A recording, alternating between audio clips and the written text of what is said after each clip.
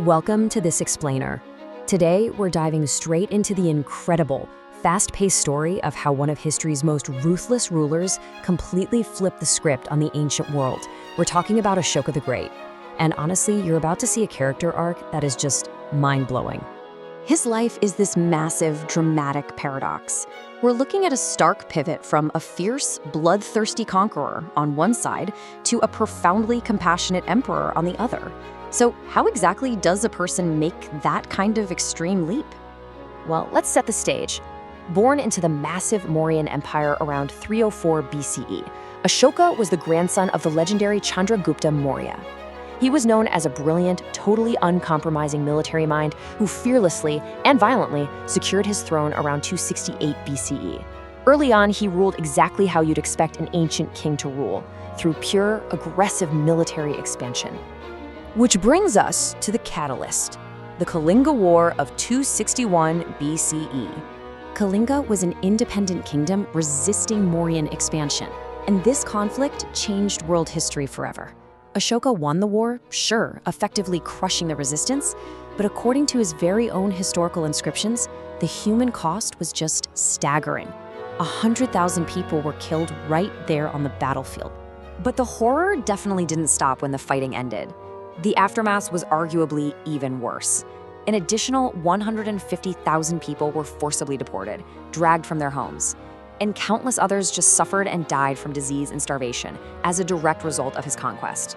Walking across that bloody battlefield and witnessing that unimaginable level of suffering, it completely shattered him. Filled with this deep, profound sorrow, Ashoka embraced Buddhism and pioneered a radical new governing philosophy. He called it conquest by dharma. The idea was to win people over, not with swords and violence, but through morality, kindness, and justice. A real game changer. This leads us right into Ashoka's rule, focused entirely on public welfare and justice. This marked the start of an extraordinary 37-year period focused completely on peace. He abandoned military expansion entirely and shifted his empire's massive resources to everyday people. He launched this unprecedented public welfare campaign. We're talking building roads, digging wells for travelers, planting shade trees, and this is really amazing, establishing hospitals, not just for humans, but actually providing veterinary care for animals all across the Indian subcontinent. Now, to make sure these ethical ideals actually became reality on the ground, he appointed special government officials called Dharma Mahamantras. Their whole job was to help ordinary citizens resolve disputes fairly and promote ethical conduct, religious tolerance, and justice across his vastly diverse empire. And his vision went totally global. Instead of sending out conquering armies, Ashoka sent out missionaries, spreading Buddhism and nonviolence incredibly fast across Asia. His own son Mahinda and daughter Sanghamitta firmly established Buddhism in Sri Lanka.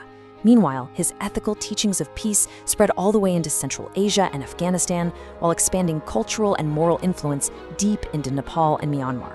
He literally immortalized his regrets and moral teachings in stone, carving his famous rock and pillar edicts all across the empire.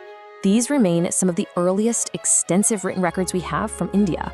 He also sponsored iconic architecture like the Sanchi Stupa and numerous monasteries, plus the beautifully carved lion capital, which is so deeply revered it's actually the national emblem of modern India today.